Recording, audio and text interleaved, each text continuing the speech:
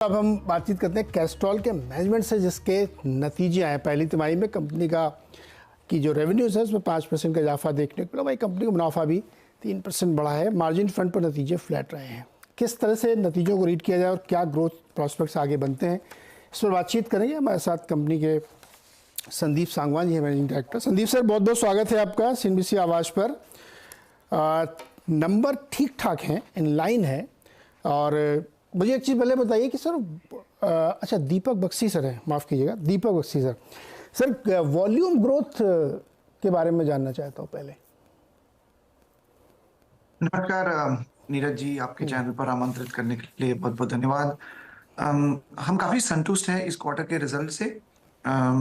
Volume growth और जो top line growth है वो हमारी 6% रही है compare to last year same quarter और सिक्वेंशियल क्वार्टर से भी।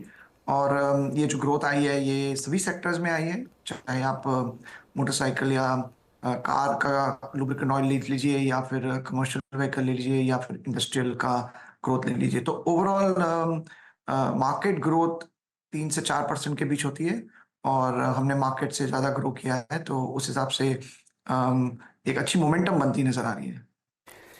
बख्शी सर, मुझे ये बताइए कि चूँकि बिजनेस एक काफ़ी मैच्योर हो चुका है और नए अपॉर्चुनिटीज़ आप लोग ज़रूर देख रहे होंगे, तो नेक्स्ट ट्रिगर क्या है ग्रोथ का? किस तरह से बिजनेस को अब आगे बढ़ाने के लिए नए तरीके अपनाए जा रहे हैं, क्योंकि ये बिजनेस तो मुझे लगता है काफ़ी मैच्योर हो चुका है सर। जी जी, देखिए, मैं इसको तीन भाग में आपका जवाब दूंगा। सबसे पहले जो कोर बिजनेस है उसमें कार की जो ग्रोथ है, जैसा कि आप जानते हैं एक्सटर्नल मार्केट में कार की ग्रोथ अच्छी दिखाई दे रही है। फ्यूचर में कार की पेनिट्रेशन भारत में काफ़ी कम है कंपेयर टू वेस्टर्न मार्केट्स। सो वो एक ग्रोथ मोमेंटम हमें लाएगा, और उसके लिए हमने कैस्ट्रॉल एज एक नया प्रोडक्ट लॉन्च किया है इस क्वार्टर में। और हम कार की ग्रोथ के पीछे एक अच्छी मोमेंटम और अच्छा एडवर्टीजमेंट और सेल्स और ब्रांड इन्वेस्टमेंट कर रहे हैं। और ये जो कैस्ट्रॉल एज जो प्रोडक्ट है ये एसयूवी का प्रोडक्ट है, हाइब्रिड का प्रोडक्ट है, और यूरोपियन जितनी भी कार्स हैं उनके जो स्पेसिफिकेशन है उनसे मैच होता है। सो एक तो कोर मार्केट में कार की ग्रोथ एक पे हम फोकस करेंगे। Outside of the core market हम डाइवर्सिफाई कर रहे हैं, जिसमें हमने इंजन ऑयल नहीं, जो ऑटो केयर प्रोडक्ट्स होते हैं उस पे, ये कार के बाहर या बाइक के बाहर या बाइक में यूज होते हैं। जैसे आप देख लीजिए चेन पुली है, या फिर दूसरे भी और कई प्रोडक्ट्स हैं, जैसे श्राइनर sponge, anti trust, chain cleaner, polish. ये हमने लास्ट ईयर लॉन्च किया था ये इनिशिएटिव, और करीब 12 महीने में हमने 6 नए प्रोडक्ट्स लॉन्च किए हैं, और आज की तारीख में 45,000 आउटलेट्स पे ये प्रोडक्ट्स अवेलेबल है। तो इसमें एक अच्छा हमारा प्रोग्रेस रह रहा है। और तीसरी बात मैं ये कहना चाहूंगा डाइवर्सिफिकेशन में, कि जो सर्विस एंड मेंटेनेंस का जो सेक्टर है, हमारे जो इंडिपेंडेंट वर्कशॉप है और जो कैस्ट्रॉल ऑटो सर्विस वर्कशॉप है, उस पे भी इन्वेस्ट करते आ रहे हैं। रूरल में हम इन्वेस्ट कर रहे हैं। तो बख्शी साहब, विज्ञापन पे बहुत खर्चा बढ़ रहा है क्या पुश करने के लिए? जी, सो ये क्वार्टर में एएसपी जो है, जैसे हम बोलते हैं एडवर्टीजमेंट एंड सेल्स प्रमोशन, वो करीबन पिछले साल के क्वार्टर से 20% के करीब बढ़ा है। वैसे जो परसेंटेज ऑफ सेल्स अगर आप लीजिए तो वो रेंज बाउंड है, 3 से 4, 4.5% के बीच में हम एडवर्टीजमेंट स्पेंड करते हैं, बट डेफिनेटली इस क्वार्टर में ज्यादा है। उसके दो रीजन है।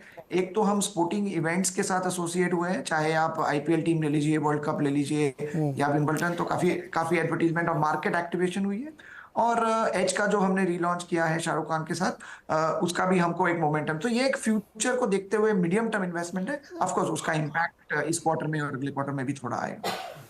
हाँ, मतलब क्योंकि मार्जिन भी आपके ना वो 22-24% पे बड़े एकदम मतलब पहले जो थे उससे थोड़ा कम होके 22-23% पे एकदम फ्लैट से दिख रहे हैं। मतलब क्या इम्प्रूवमेंट की कोई गुंजाइश है कि मार्जिन आप इम्प्रूव कर सकते हैं?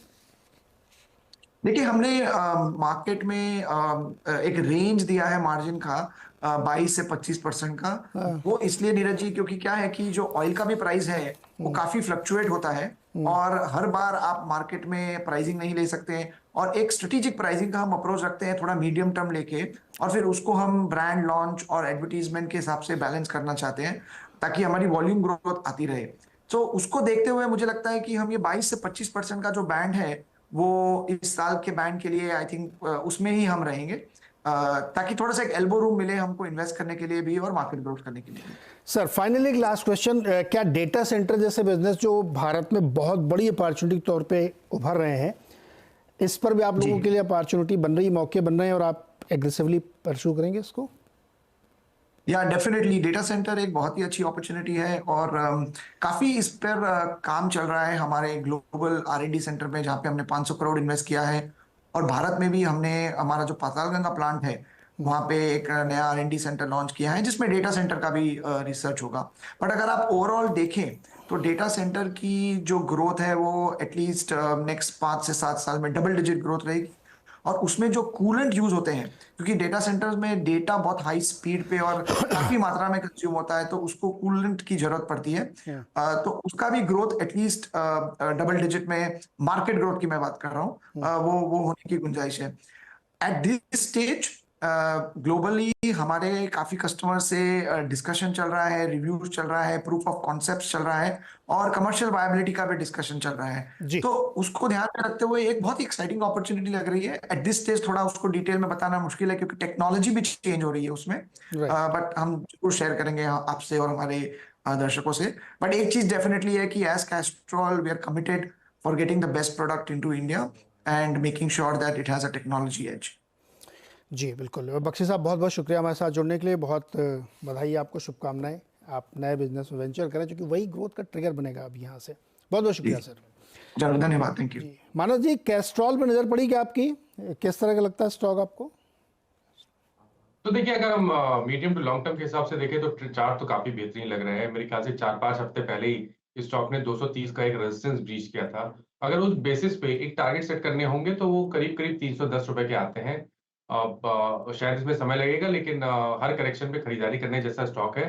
आपको स्टॉप लॉसेस 240 रुपए के नीचे लगाने हैं, टारगेट 310 रुपए के आसपास का सेट। ओके।